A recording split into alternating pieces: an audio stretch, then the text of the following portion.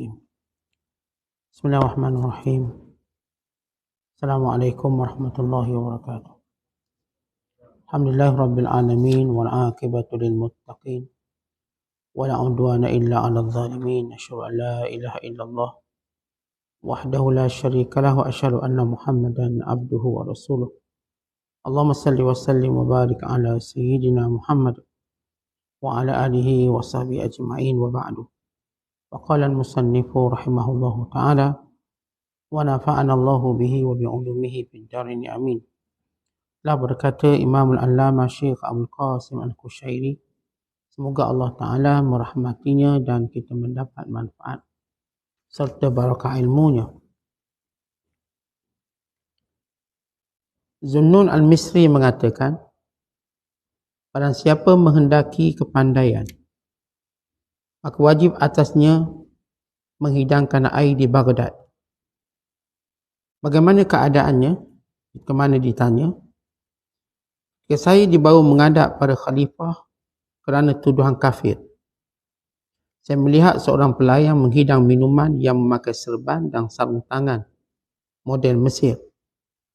Pelayan itu membawa beberapa guci keramik lengkap dengan gelas-gelasnya.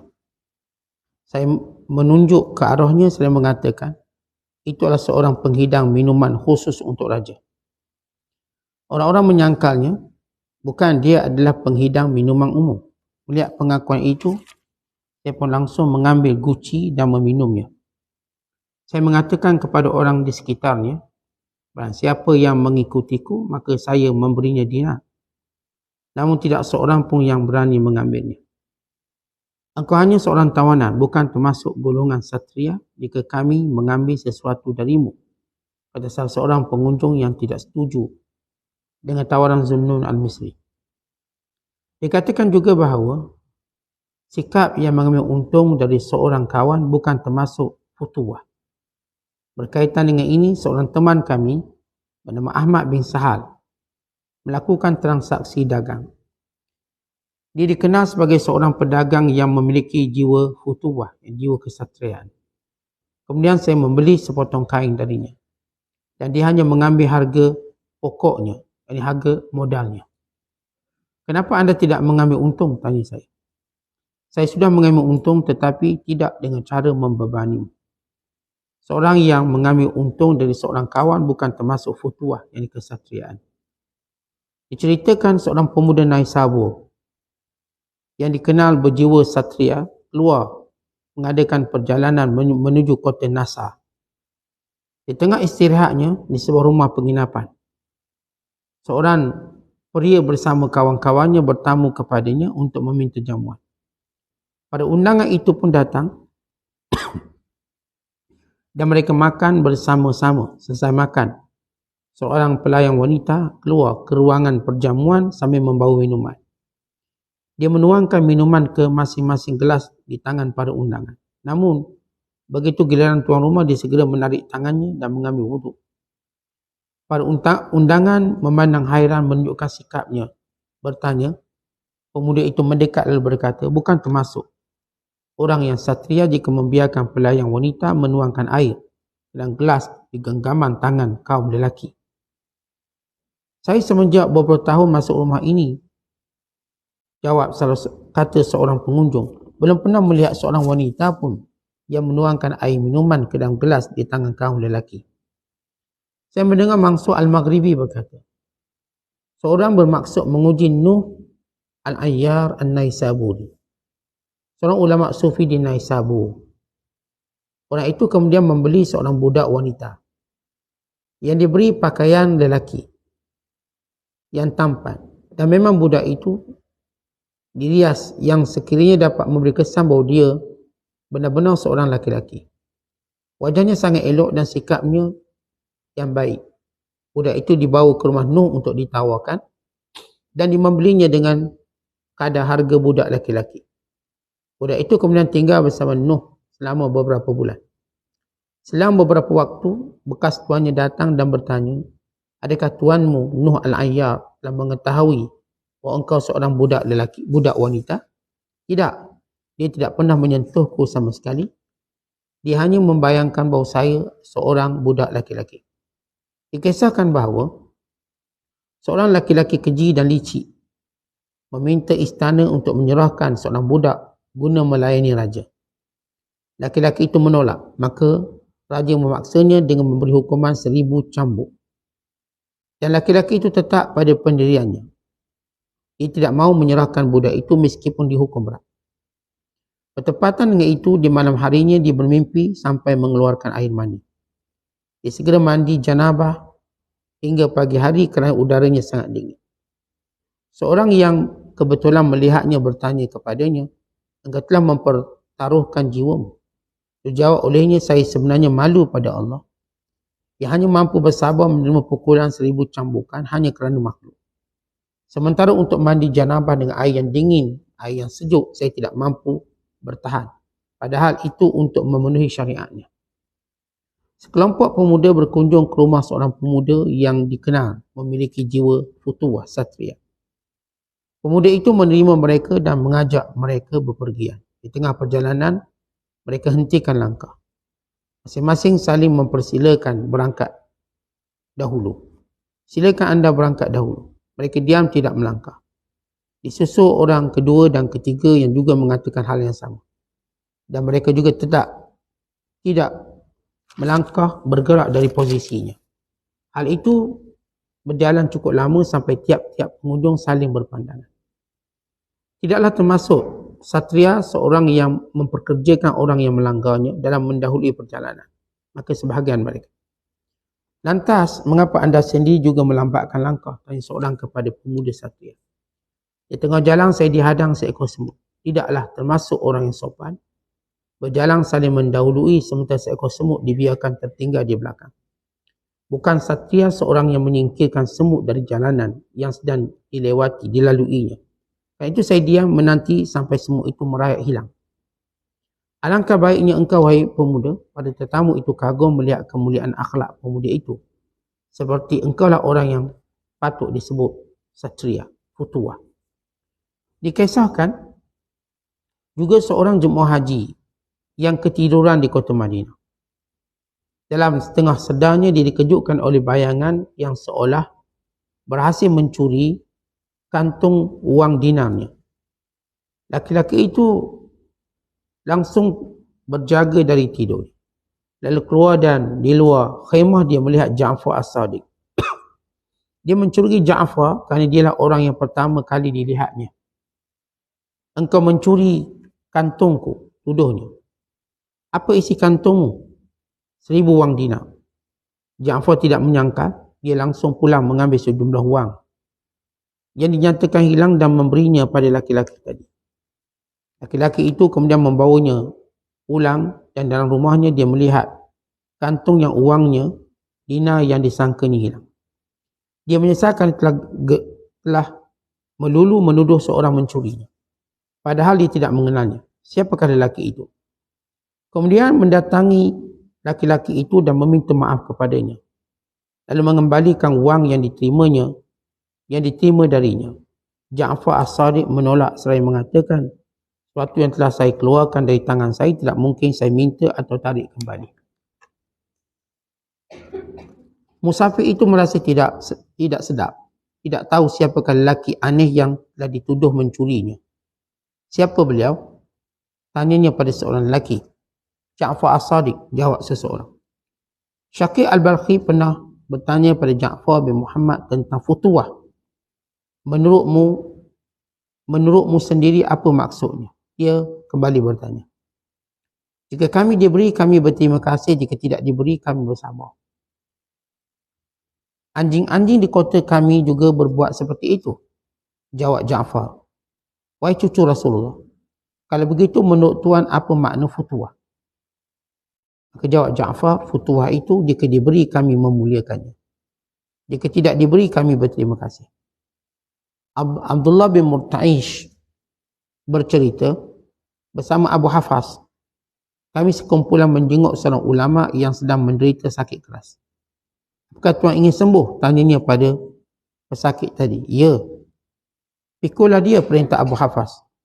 Sesakit itu berdiri lalu keluar bersama kami. Akhirnya kami semua menjadi penghuni tempat tidur orang sakit dan kami menjadi orang yang dikunjungi. Muslimin dan muslimat sedang penonton yang dirahmati Allah sekalian. Al-Imam Abdul Qasim membawa kepada kita beberapa kisah futuwah. Itu kisah Zunnun al-Misri dan juga kisah Ahmad bin Sahal,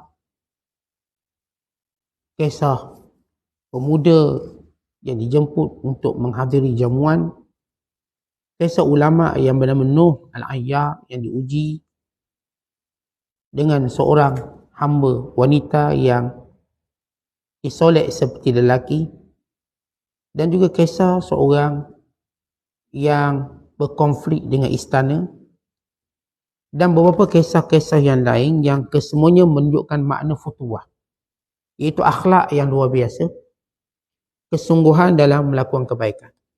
Namun pengkisah yang disebut oleh penterjemah kita berlaku banyak khalal. Kerana kisah tadi diterjemahkan dengan cara yang agak tersasar jauh daripada apa yang ditulis dalam kitab asal oleh Imam Al-Qushairi.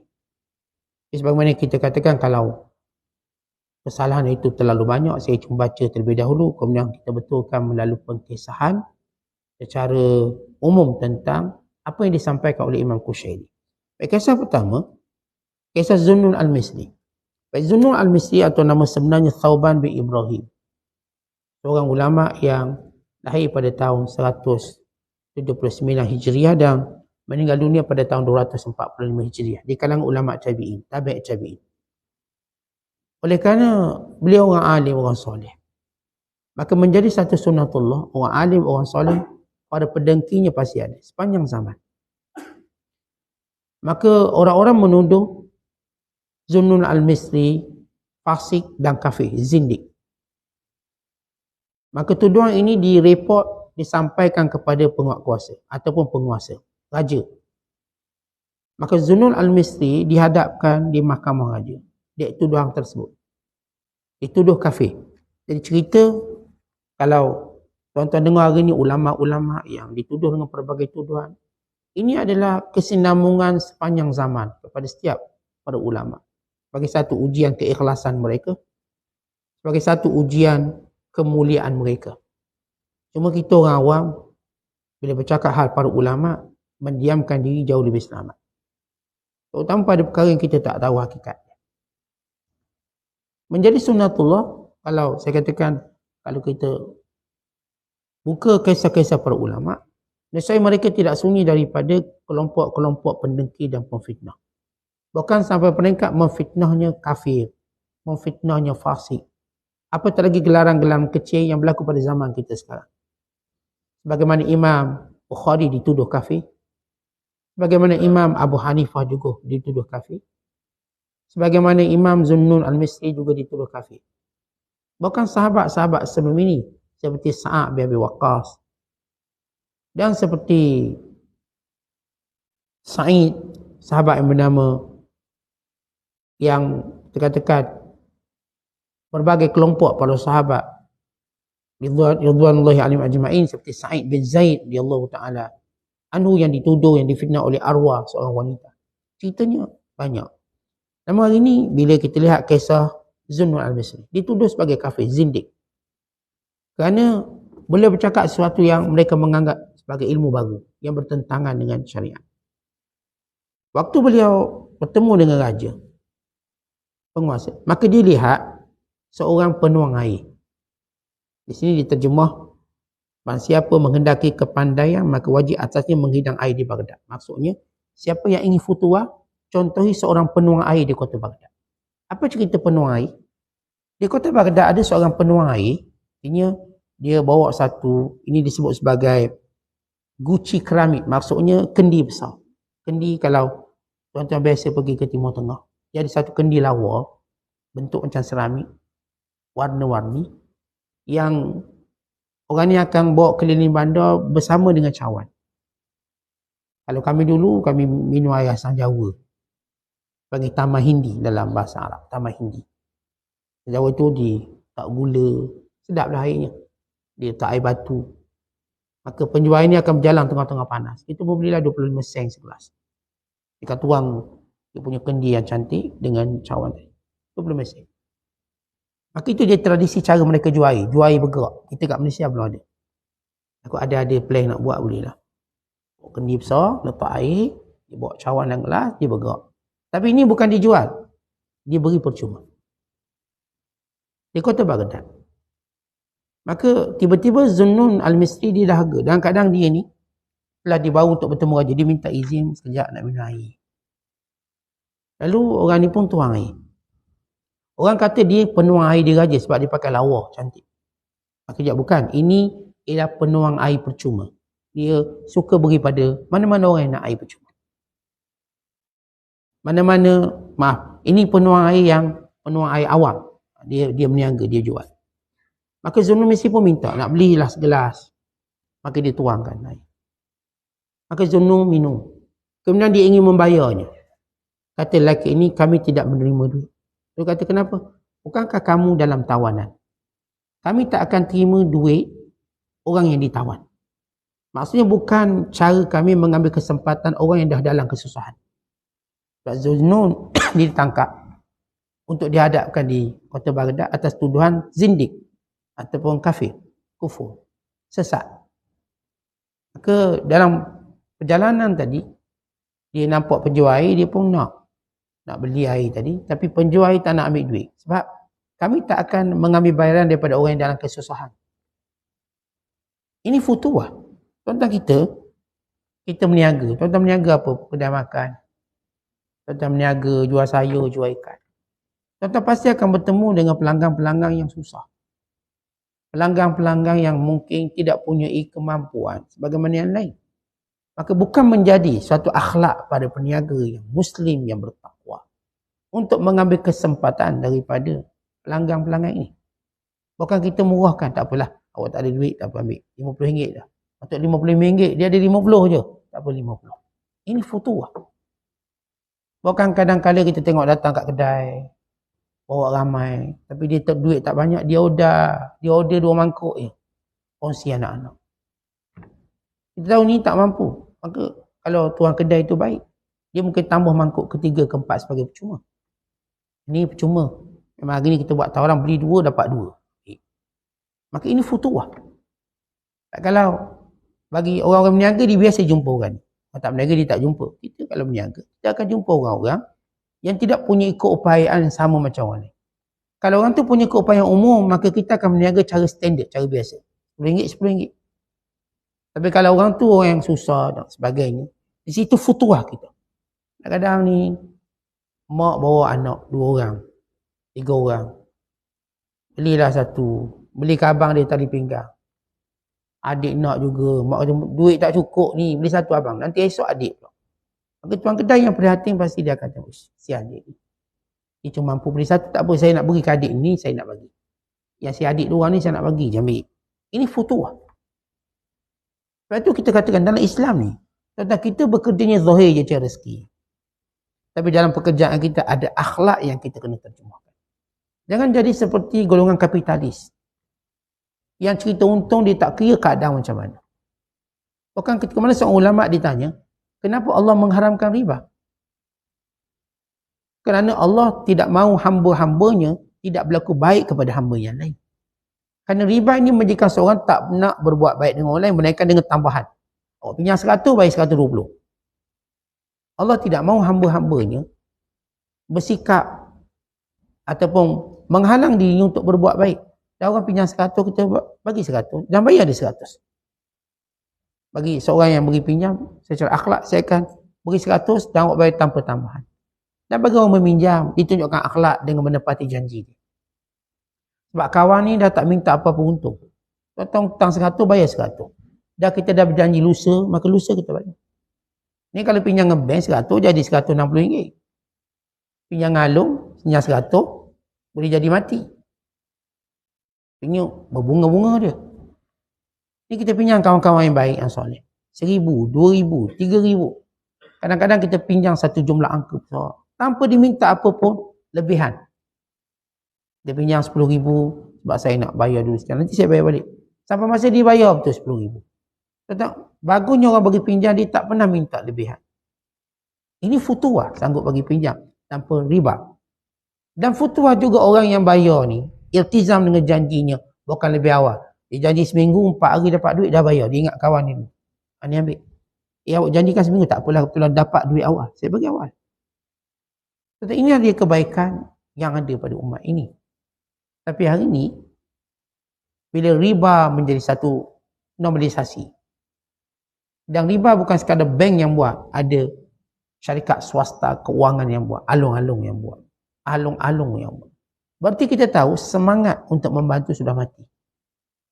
Dan kita juga tahu bahawa semangat kejujuran dalam masyarakat dan membayar hutang sudah mati. So, kalau lihat zaman Islam, bank tak ada, benda tak ada. Kenapa? Kerana semangat kejujuran ada, semangat kebaikan ada. Yang kaya punya semangat kebaikan yang luar biasa. Dan orang-orang yang meminjam punya semangat kejujuran yang luar biasa. Maka dia sebut, ceritakan dalam hadis Nabi SAW. Kisah lelaki yang meminjam 1,000 dinar.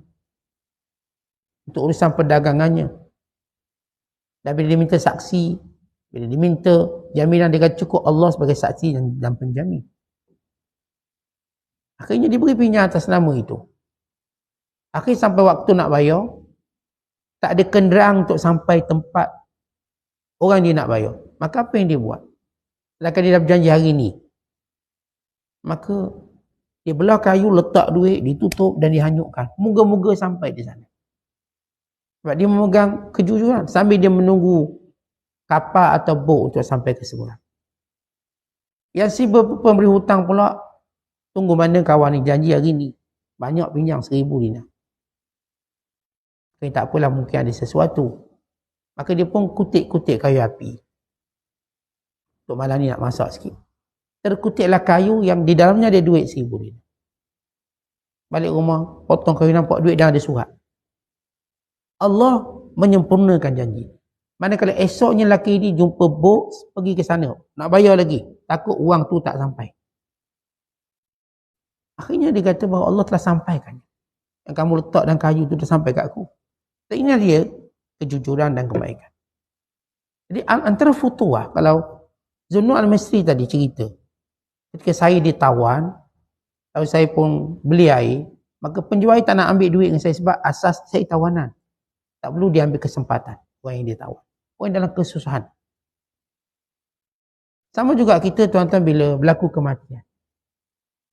Lalu menjadi satu futuah ialah kita menyediakan makanan bagi keluarga si mati. Sebab mereka dalam kesedihan. Sedih, mak meninggal, ayah meninggal. Memang tak berasak dapur rumah orang mati ni. Tuan-tuan tahu, tuan-tuan pun ada pengalaman mati keluarga yang dekat dengan kita. Bila mak kita meninggal dunia, takkanlah kita nak masuk ke dapur. Ayah kita meninggal atau salah satu keluarga kita meninggal. Kita sibuk menguruskan jenazah dan sibuk dengan kesedihan memujuk hati kita. Maka daripada akhlak futuah, ada orang yang hulurkan makanan. Dia tahu keluarga ni sedih satu hari sebab kematian. Apa kita masak lebih sikit, nanti kita hantar. Dia hantar. Ini futuah. Ini akhlak yang baik. Kadang-kadang keluarga musafir jauh. Sebab menerima berita kematian. Berita kematian kita pun balik dari jauh-jauh. Lapar, kita pun tak nak berhenti kedai makan, takut lewat. Nanti mayat dikebumikan pergi. Sampai ke rumah tu memang tak masak sebab kematian. Tiba ada jiran-jiran yang baik. Ajak makan. Ini futuah. Orang-orang yang melihat kesusahan masyarakat. Lalu tanpa diminta untuk dibantu, mereka ke depan untuk membantu. Dan mereka melihat orang dalam muamalah tak sama. Mereka tidak mengambil kesempatan daripada orang susah.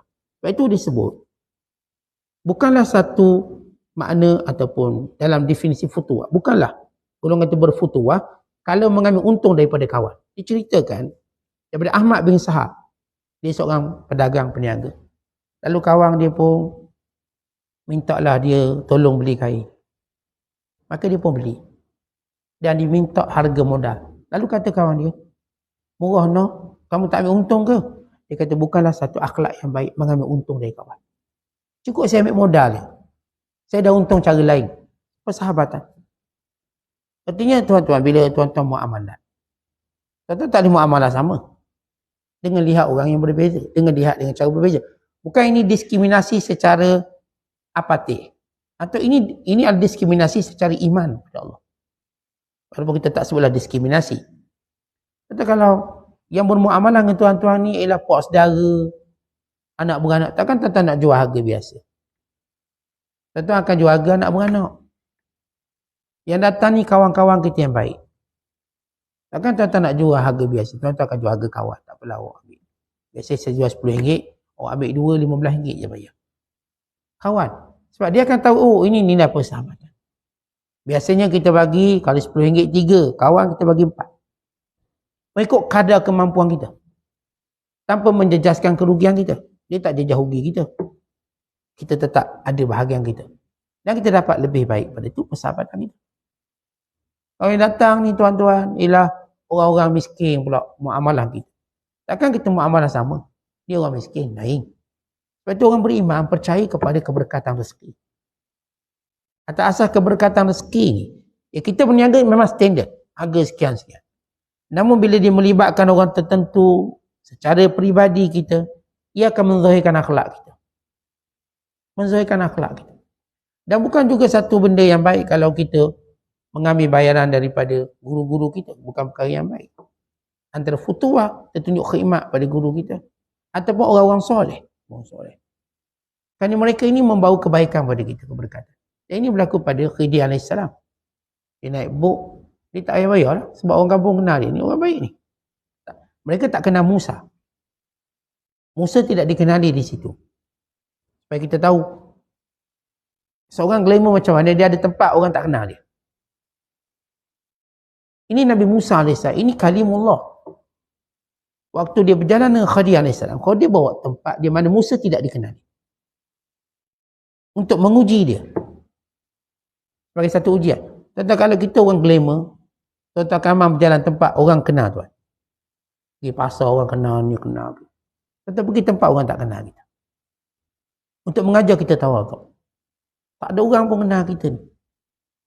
Kita makan biasa, semua biasa. Tak ada orang mengenali kita. Ya begitu cara kita mentarbiah diri. Maka Musa AS, waktu dia berkata kepada Bani Israel, Bani Israel semua kenal Nabi Musa. Glamour Nabi Musa. Dia Rasul. Dengan mukjizatnya, menyelamatkan mereka keluar daripada kejahatan Fir'aun. Dengan terbelah laut. Amat popular Musa. Kalimullah. Tapi bila Musa kata, sewaktu Bani Israel berkata, mana a'lamun nas ya Musa? Siapa orang paling pandai sekali? Kata Musa, aku paling pandai. Musa selalu lupa untuk berkata, Allah Maha Pandai. Walaupun soalan Bani Israel itu merujuk kepada orang, tapi kita sentiasa diminta supaya waktu orang kagum pada kita, cepat-cepat kembali pada Allah. Orang mungkin kagum sebab kita lawak, sebab kita bijak, sebab kita itu ni. Jangan mati kat kita. Jangan, oh betul-betul, saya lah. Jangan, katakan Allah. Sebab Allah memberikan. Kalau tuan-tuan tak berkata demikian, Allah akan uji kita sampai kita terduduk jatuh. Kata awak ni lawa, nampak muda. Saya pandai jaga kulit, saya jaga makanan. Jangan cepat sebut, katakan ini daripada Allah semua. Allah bagi ini, Allah uji. Sementara hidup. Walaupun mereka akan cari tips-tips kita. Itu normal lah. Tapi kita ni cepat kembalikan pada Allah. Musa AS, antara kesilapan Nabi Allah Musa yang ditegur oleh Allah, dia cepat berkata, betul lah saya. Kalau dia berkata Allah, dia selamat. Akhirnya Allah hukum Nabi Musa. Wahai Musa, kamu pergi belajar lagi. Ada orang pandai pada kamu. Maka belajar dengan siapa? Dia kena cari Khidir AS. Khidir ni pula bawa Nabi Musa tempat orang tak kenal Musa. Seorang pun tak kenal Musa. Kalau orang kenal Musa, selesai masalah. Sebab mereka minta makanan pun tak layak. Sebab Musa tak dikenali. Khidir ada tempat orang kenal dia, ada tempat orang tak kenal dia. Supaya kita tahu tuan-tuan sekalian. Bila berada tempat orang tak kenal, satu didikan. Kita tawaduk pada diri. Ataupun menguji keikhlasan agama kita. Orang ni semua kenal kita, kita pun buat warak, jalan bertumpuk. Lalu tempat orang tak kenal, dia macam-macam pencuri. Artinya keikhlasan kita. Kalau orang tu ikhlas beragama, orang tu dia kenal ke tak kenal, sama watak dia. Watak dia. Bukan bila orang kenal, kita pun jubah. Orang tak kenal, terus pakai seksi. Sebab orang tak kenal saya. Allah kenal kita.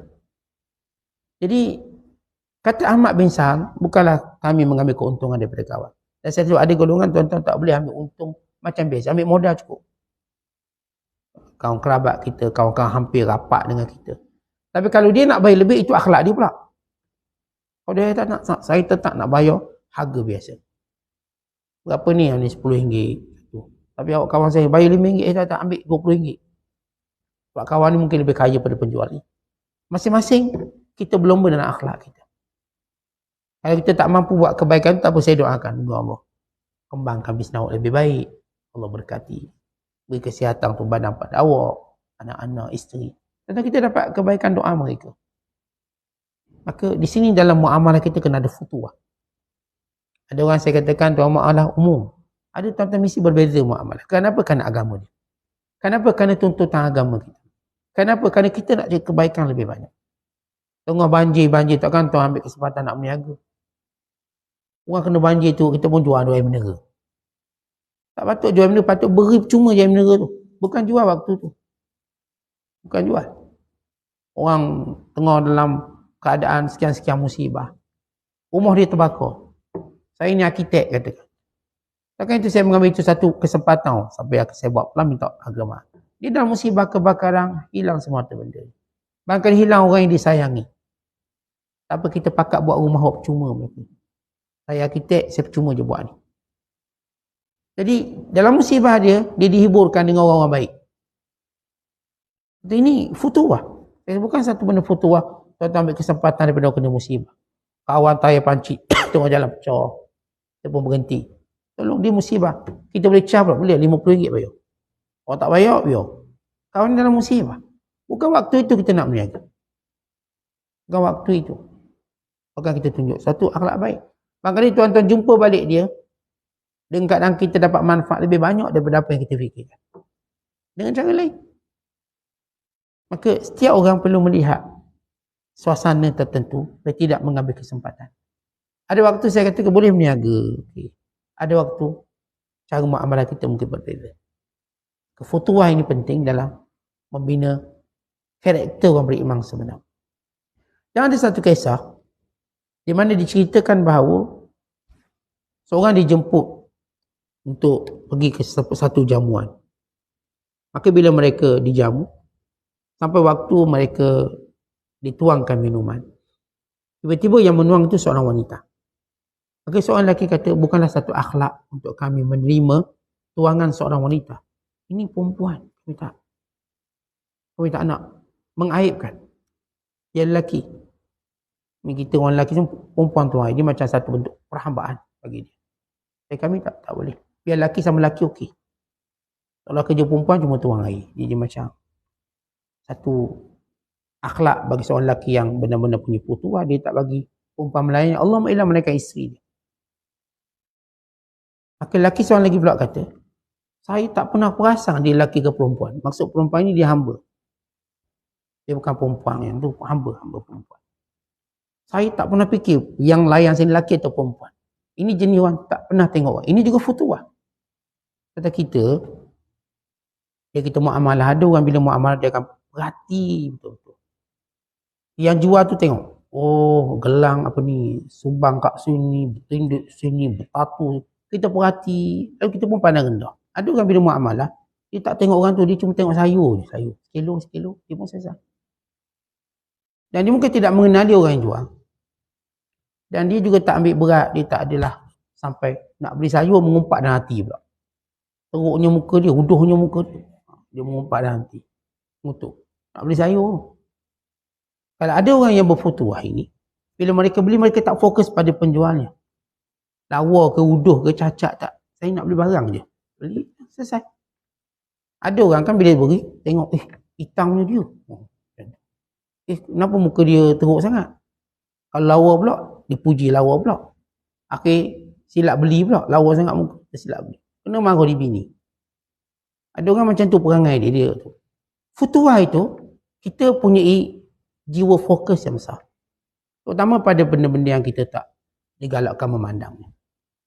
Tak payah pandang lah. Tuan-tuan, kita kalau pergi rumah orang, kita tak digalakkan untuk memandang rumah orang. Tengok belakang rumah dia, dapur dia, langsir dia. Ni langsir ni macam tahun lepas ni. Kita ni. Tahun lepas datang dah langsir ni. Kursi ni macam dah buruk. Kata ni jenis yang nyebuk ni, luar biasa. Dia pergi rumah orang, dia study rumah. Padahal dia niat nak ziarah orang sakit. Dan dia mungkin niat nak ziarah kawan lama. Tapi dia boleh perhati semua. Dia boleh tengok anak, tengok ni, tengok dia macam perhati. Dia pun tengok cawan. Cawan dia pun tahun lepas tak alih. Teruk benar dia punya ingatan dia untuk melihat rumah orang lain. Kita diajar, kalau kita pergi rumah orang ni, kita tak liar mata kita. Kita just pergi rumah dia, ada hajat apa? Ziarah ke kita ziarah dia. Ziarah dia, kemudian kita makan makanan dah habis, kita pun keluar. Lalu kita tak bercakap lagi tentang rumah dia. Pergi rumah dia, lepas tu minta masuk bilik air. Bilik air teruk. Teruk pada asrama aku lagi. Asrama anak aku lagi teruk, dia pun cerita. Tak walah, dia dah masuk benda yang privacy orang. Apa yang dia nampak, pejamkan mata. Maksudnya pejam mata ni, tuan-tuan, ialah tak payah cerita lah. Tuan-tuan masuk bilik air orang, tuan-tuan tengok, tak payah cerita, diam sudah. Keluar. Kita masuk percuma bukan kena bayar. Jadi bila kita bertamu dan bertandang rumah orang, jaga pandangan, jaga mulut kita. Jangan keluar rumah orang lalu cerita benda-benda buruk rumah orang. Padahal kita diberi peluang untuk masuk dengan kemuliaan sebagai tetamu. Lalu kita keluar sebagai pengumpat dan pengeji yang membawa kemudaratan kepada tuan rumah kita. Kita kata rupanya bini dia tak pandai masak. Padahal senyap sudah lah. Dia pun angkat makanan. Cuma tak payah bayar. Maka keluar rumah. Baru saya tahu rupanya isteri mak tu tak pandai masak. Semua kerah. Air sejuk. Mi goreng dia kerah tak rendang lama. Dia punya kritik. Bukan kita nak review makanan jiran kita. Itu bukan kerja kita. Kita makan, sedap alhamdulillah. Tak sedap, diam sudah. Itu rahsia rumah tangga dia. Kita diberi ruang untuk tahu, bukan untuk mengaibkan. Ini dia pun dah segar, abang nak buat tetamu, saya tak pandai masak. Pergi ni tetamu baik abang ni. Oleh ni. Masaklah benda pun. Siang isteri, 2 hari study resipi. Masak. Macam study nak periksa. Sebab tetamu suami nak datang. Masaklah ala kadar. Tak menjadi. Semua tak jadi. Tamu ni mulut yang Tuhan saja tahu. Keluar rumah cerita macam mana. Dan ini bukan satu akhlak yang baik. Satu, fokus kita. Dia orang fokus ni orang yang dapat. Orang yang saya katakan, dia akan dapat kemuliaan yang banyak. Dia macam gini kalau tuan-tuan pergi emporium ataupun pergi supermarket, hypermarket. Kita, kalau orang yang hebat, dia dah tahu dia nak apa. Dia tak ada cerita. Masuk dalam baru saya fikir nak apa. Dia akan habiskan masa yang banyak. Dia fokus, saya nak beli kicap 2 botol. Saya nak beli sos, saya nak beli sekian-sekian, dia fokus. Dia pegang je troli, dia masuk, ambil. Dia keluar. Setengah jam. Sebab apa? Dia fokus. Tak ada nak fikir tengok orang tu, tengok orang. Ada orang pula dia pergi hypermarket. Dia tengok cashier pula lama tu benda. Dia tengok penjual sayur. Akhirnya dia 3 jam duk mau.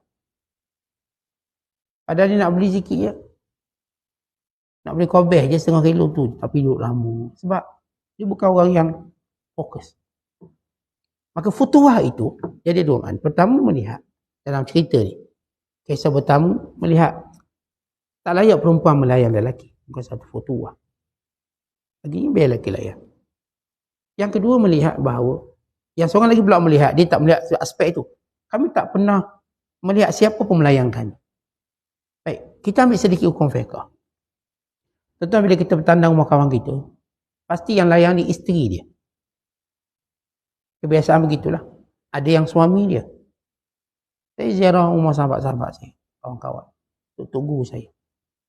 Kadang-kadang yang melayangnya ialah anak-anak murid dia. Kadang-kadang melayang dia ialah anak-anak lelaki. Ada setengah tok guru dia takkan bagi isteri dia keluar. Dia pernah pergi rumah guru kami, dia tak pernah izinkan isteri dia keluar. Dan kita tak pernah tengok isteri dia. Dan kita pun tak peduli muka isteri dia macam mana. Tak pernah tengok. Just pergi. Cuma tahu kat dapur bunyi tantang-tantang. Isteri dia lah tu. Bukan jin. Isteri dia lah tu. Maka tiba dia akan tu. Ada seorang yang diyakini untuk masuk ruang itu. Kami tak diizinkan. Ini 10 kali kami pergi, kami tak pernah tengok isteri. Even tak pernah bercakap. Kenapa? Begitu dijaga cara dia. Ada orang yang mungkin kita ala-ala bandar sikit, isteri akan turun melayan. Apa hukum isteri melayan? Laki-laki lain harus melayan dengan syarat ada suami dia. Dan dengan syarat tahasyum, dijaga aurat dia. Dia benarkan. Dan dalam, kalau kita lihat sirah Nabi SAW, sahabat-sahabat ridwanullah alaihim ajma'in menyuruh isteri mereka melayan pada tetamu. Sebagaimana kisah yang popular, orang lelaki suruh isterinya masak, kemudian makan bersama-sama. Harus isteri makan bersama tetamu dan adanya suami dia. Ada suami, okay, jauh isteri duduk sekali, yang ni mungkin buat isteri dia. Even kalau dia tak buat isteri dia pun, dia haruskan. Tapi dengan syarat ada suami dan tahasyum. Itu tak aurat. Aurat elok-elok. Aurat yang kemas. Dan isteri boleh layan tamu angkat, sekian-sekian. Dia benarkan. Dalam uruf kita orang Melayu, itu pun benda biasa. Isteri melayan. Mereka bersembang, itu uruf kita. Bagaimana bukan perbualan-perbualan yang keluar daripada garis adab dan akhlak. Maka dia benarkan. Kau tanya ni, daripada mana tanya? Ada kadang-kadang ada isteri dia ramah pada suami. Suami ni diam macam batu. Isteri pula ramah. Ni awak dari mana? Saya sekian ni kawan lama suami. Oh, isteri yang ramah. Maka kalau perbualan itu tidak keluar daripada adab dan akhlak, tidak ada masalah. Harus perbualan tersebut. Tapi apa pun atas suami lah. Oh suami, sebab fitnah itu bimbang pada suami dia. Kalau suami dia tak kisah, okey, pada tidak keluar pada garisan syariat. Maksudnya hidang makanan dan sebagainya. Ini dari sudut fiqh Islam dalam hukum isteri melayang tetamu lelaki. Melayang tetamu lelaki dengan keadaan macam tu. Maka bagi orang yang bertamu pula, bila isteri dia melayan, kita tak fokus pada melihat isterinya. Sebab itu pandangan fitnah. Saya tengok isteri dia lah, tu bini orang. Cukup kita melihat pada layanan dia, cukup. Itu futuah. Dia duduk pandang bini dia berjalan, duduk tengok lagi. Suami pun tak, kenapa tengok bini aku? Okay, jadi fitnah yang tak baik. Isteri pun naik perasaan pula. Rupanya ada lagi lelaki minat aku. Alah, perasaan pula lelaki ni. Ingat dah tak laku. Sebab suami pun tak berlayang sangat. Ada melawan nampak. Ini benda-benda yang Islam jaga. Jadi kita kalau pergi rumah orang, isteri ni jangan duk tengok isteri dia. Layanan cukup, kita tengok, lihat pada layanan. Itulah futuah. Sebab itu bila pada tetamu datang, mata jaga. Tidak mensifatkan apa yang kita lihat dalam rumahnya pada orang lain. Padahal kalau tuan-tuan nak puji, rumah dia saya pergi lawak. Macam hotel 5 star. Rumah dia macam sekian-sekian. Okeylah, kalau tuan-tuan nak puji tak apa. Tapi kalau kita nak sebut je kaiban, maka tahan. Kita nak puji orang, sila cakap. Tak ada masalah. Tapi bila kita nak keji, fikir dan tahan lidah. Kerana apa yang kita keji membawa mudarat. Kerana itu kadang-kadang bersifat rahsia. Yang kisah yang berikutnya, diceritakan bila mereka nak uji seorang ulama yang Nuh Al-Ayyar An-Naisaburi. Nak uji apakah Nuh ni jenis orang yang perhati budak yang melayan dia. Orang ni dia ambil seorang budak perempuan. Budak ni macam hamba perempuan.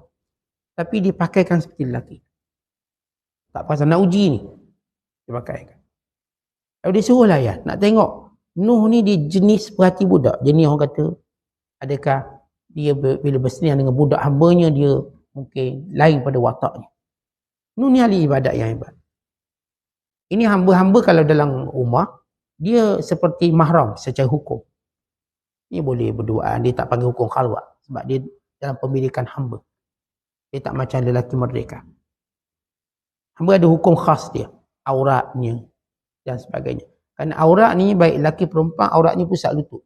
Bila dia hamba. Ini kalau hamba. Tapi kalau merdeka tak. Tapi ramai nak jadi hamba. Didedahkan aurat. Jadi hamba. Pasal abdi dunia. Kalau kita belajar hukum fiqh bahawa hamba auratnya baik lelaki atau perempuan pusat lutut. Dan hamba perempuan boleh digauli oleh majikannya secara halal. Dipanggil pemilikan yamin, milkul yamin. Bagaimana Allah sebut dalam Quran, illa ma malakat aymanukum. Melainkan apa yang kamu miliki secara perhambaan. Dia boleh bersama dengan hamba. Kalau dapat anak, maka anak tu dibankkan dengan dia dan mewarisi harta pusaka. Dan anak tu merdeka. Dan ibu tu dipanggil ummu walad. dan ummu walad tak boleh lagi dijual. Sebab dia dah ada anak merdeka. Dalam kitab fiqh ada bab khas berkaitan dengan ummul walad. Ummul walad ialah ibu yang melahirkan anak merdeka. Dia ni hamba, dia bersama dengan tuang dia, lalu beranak, maka anak dia jadi anak tuan rumah dia, menjadi anak merdeka, dibankkan nasab dengannya. Dan ibu ni pula menjadi ummul walad. Itu ibu pada anak merdeka yang tak boleh lagi dijual. Sebab hamba ni harus jual beli. Dia haruskan jual beli, kalau tak nak guna, ke jual. Kata itu berkait dengan zaman. Hamba ni bukan Islam yang asaskan, tidak. Islam sistemkan dia. Ia berkait dengan evolusi manusia. Bila datang, ada benda yang Islam bawa. Ada benda Islam tak bawa, tapi dia berlaku evolusi manusia, tapi Islam mensistemkan dia dengan sistem yang betul. Macam contoh muamalah bisnes-bisnes yang macam-macam hari ini. Dengan mesin vendornya dan sebagainya. Itu bukan Islam bawa. Tapi bila dia ada, Islam datang menyentuh hukumnya. Ini bisnes online, bukan Islam bawa. Ia evolusi manusia. Bila berlaku evolusi, keperluan tu mendesak, nak cepat itu, maka berlakulah bisnes online. Bila orang dah tak boleh nak ke kedai, tak ada masa nak ke kedai, atau mungkin boring ke kedai, atau panah hati dengan pelayan kat kedai, baru masuk dia ikut, oh ikut, tak beli dia marah. Maka dia orang tak selesa beli cara tu, dia nak pun beli online. Ini evolusi. Okey, berlaku dah proses zaman. Islam datang menguruskannya. Baik, boleh nak online, syarat, dia ada syarat. Syarat, mestilah tak ada unsur penipuan.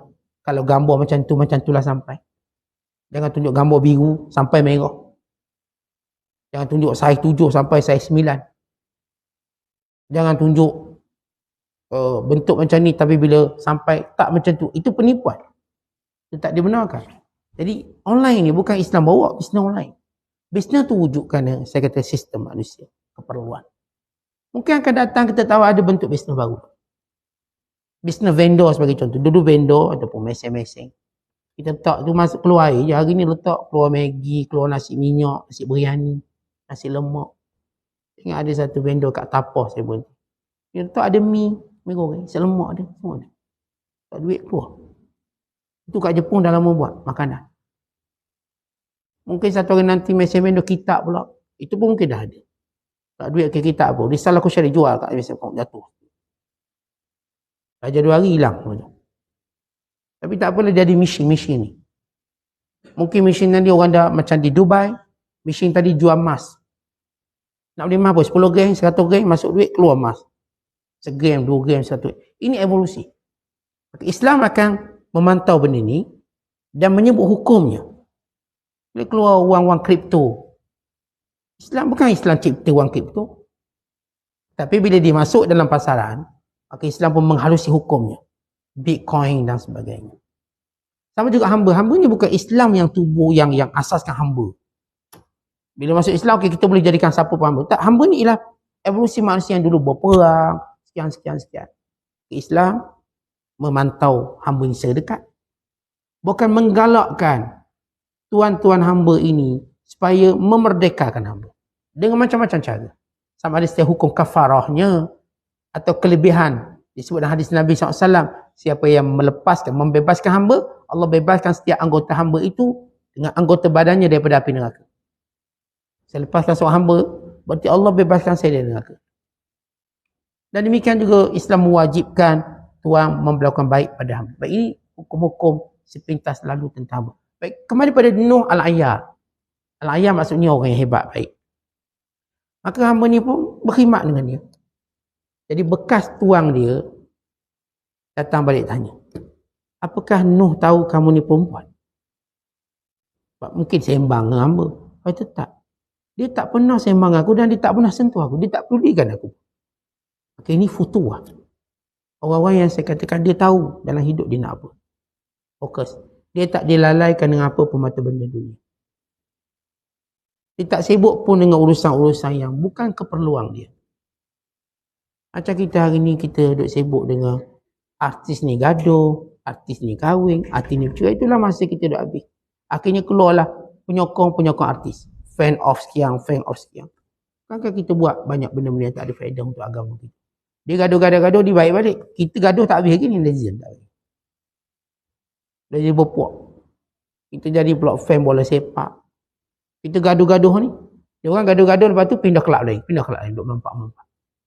Kita yang bawah ni, tipe kebodohan kita. Supaya kita sedar, bukanlah futuah menghabiskan masa kita pada perkara tak perlu. Bukan kita kata tak boleh minat, tapi cara melampau itu bukan satu benda yang betul. Ya, kita bersungguh minat kelab bola sepak ni, sungguh ni, gaduh. Yang kumpulan ni gaduh kumpulan ni. Minat pemain ni. Pemain tu yang main, elok-elok je melompat kelab tu. Lepas tu melompat kelab ni. Mereka okey. Tapi kita terus dibelenggu dengan benda-benda yang tak penting. Kisah yang berikutnya ialah, ada seorang laki-laki. Dia ada hamba yang lawa. Ada seorang pengampu di raja. Dia cerita ke raja, fulang ni ada hamba lawa, jom kita ambil. Raja mengarahkan supaya orang ni serahkan hamba dia. Ni raja suruh yang ada kuasa. Tapi tuang ni tak nak, saya takkan serah.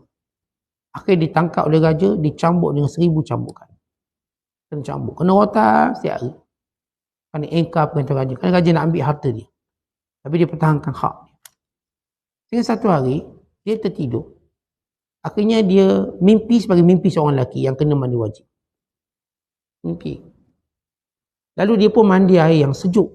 Di waktu yang sejuk. Seorang kata, kenapa kamu nyusahkan diri kamu mandi air sejuk-sejuk ni? Mesti sejuk. Tunggu dulu, tak apa, tak payah mandi lagi. Dia kata, aku boleh sabar dengan urusan dunia aku dengan 1000 cambukan.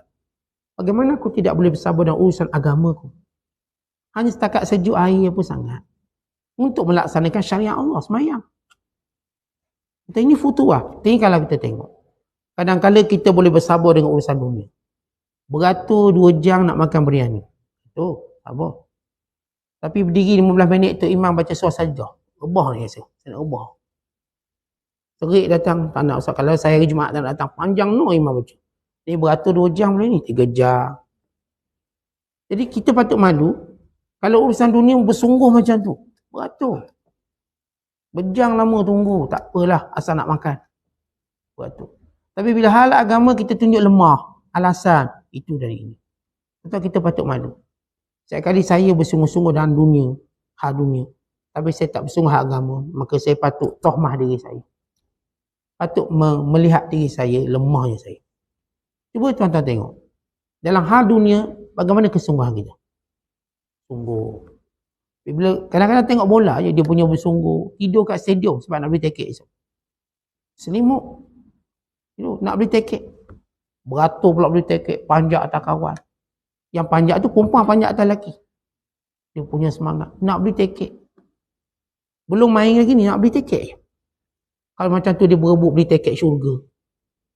Alangkah indah. Tapi cuba berebut beli tiket bola. Lepas tu tengok bola. Jerit habis suara. Jerit habis suara tengok bola. Kadang-kadang kita pun ingat, sampai habis suara awak. Ni kalau mengaji Quran habis suara tak tahulah. Kadang-kadang kita kalau bak jerit bola, esok suara habis. Tanya ni mana suara ni? Oh bola semalam Ustaz, jerit-jerit. Dia awak jerit kuat menang kalau? Kalah Ustaz, tu jerit kuat ni. Kalah. Tak berbaloi, kalah. Tapi kalau menang pun tak berbaloi, boleh apa? Kita suara hilang. Tapi bila baca Quran, macam suara tersepit, macam tikus kena kepit di pintu. Boleh slow. Tapi kalau bola dia punya suara dia besar sekali, macam suara gergasi. Bila baca Quran macam tu bunyi tak bunyi, bunyi tak bunyi. Malah dia patut tartilkan Quran, indahkan bacaan Quran dia, kuatlah sikit. Tapi bila bak lain, kuat bersungguh. Ni kalau menyanyi karaoke suara tak sedap pun menyanyi kuat, tak sedap. Tapi bila mengaji, ngaji atau suara azan, suara tak sedap lah Ustaz. Suara azan ni suara tak sedap. Suara karaoke tak ada pun fikir suara dia tak sedap. Sejam karaoke. Sejam karaoke. Kita makan keluar balik. Allah, mana orang boleh tahan suara dia? Nah, kita pergi makan kedai-kedai. Ni geng-geng tua karaoke. Itu Ustaz, makan sini ada orang karaoke.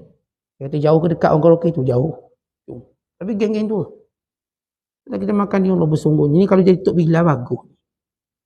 Tapi bila sebut Tok Bila, pegang suara tak sedap lah, sakit tekak lah. Karaoke dia lah kena bayar.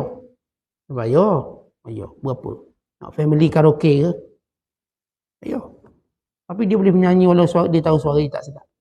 Tukar tepuk tangan banyak pula pasang lebih. Tepuk tangan dapat free pula ke? Tepuk tangan. Jadi ini bila kita bandingkan kesungguhan kita dalam dunia dengan kesungguhan kita dalam akhirat, akhirnya kita malu pada Allah. Kalau kita ada iman lah. Kalau saya ada iman, saya akan malu pada Allah bila bab dunia, Masya Allah. Berjaga malang tengok bola. Bila hak akhirat, ustaz ceramah pukul 10 dah ngantuk dah. Tak 20 kali nguak dah ni saat ni.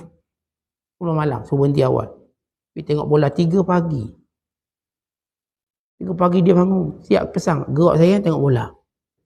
3 pagi tengok bola. Habis subuh. Tanpa dia rasa malu dengan Allah. Dan ini benda yang kita nak muhasabah.